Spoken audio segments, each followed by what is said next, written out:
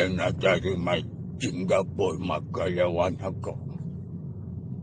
அதாவது தமிழன் கடல் கடந்து இருந்தாலும் சரி, கண்டம் கடந்து இருந்தாலும் சரி, பகுத்தறிவோட இருந்தாதான் ஒரு தெளிவு கிடைக்கும். வாழ்க்கையில நல்ல இடத்தை பிடிக்க முடியும்.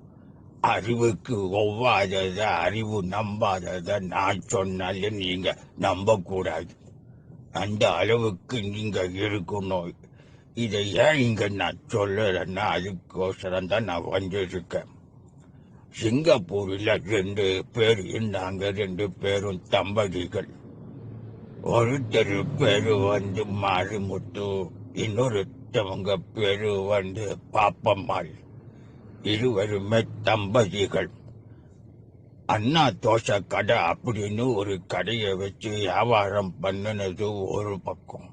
அந்த கடையில தான் கழகத்தோட புத்தகங்கள், நம்ம திராவிட சிந்தனைகளை தாங்கி வந்திருக்கிற ஏடுகள் எல்லாத்தையும் அங்க பார்வைக்கு வச்சாங்க.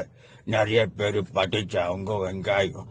இன்னைக்கு ஒரு தெளிவான சமூகமா இன்னைக்கு உயர்ந்திருக்கிறத பார்க்கும்போது திரு மாரிமுத்து, திருவாச்சி, பாப்பம்மாள் 2 பேருக்கு நான் ரொம்ப நன்றி கடன் பட்டிருக்கேன். அதே போல இப்போ திராவிட செல்வம் என்ற அந்த பேரிலேயே நம்ம கொள்கை ஜெயிச்சுக்கிட்டு இருக்குன்னு சொன்னா நீங்க ஏத்துக்கிட்டு தான் ஆகணும் வெங்காயம்.